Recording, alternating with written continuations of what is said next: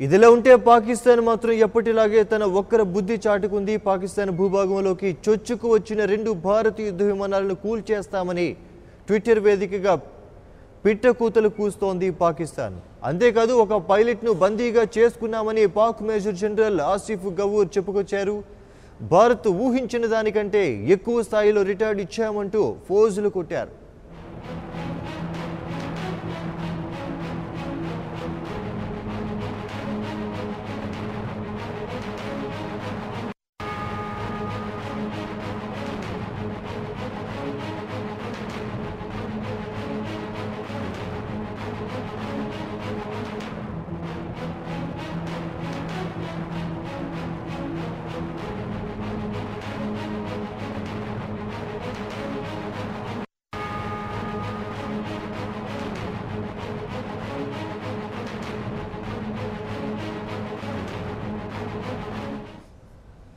ఇదిలా ఉంటే పాక్ కుట్రలపై అగ్రరాజ్యం అమెరికా కన్నెర చేసింది. ఉగ్రవాదంపై గట్టి చర్యలు పాకిస్తాన్ను హెచ్చరించింది అమెరికా.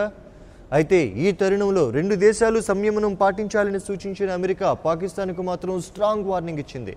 అయితే పాక్ మాత్రం తీరు మార్చుకోవటం లేదు. కవ్వింపు చర్యలతో రెచ్చగొడుతూనే ఉంది. పాక్ కుతంత్రాలతో సరిహద్దుల్లో యుద్ధ మేఘాలు కమ్ముకున్నాయి. ఎప్పుడు ఏం జరుగుతుందో అనే టెన్షన్ను పుట్టిస్తున్నాయి.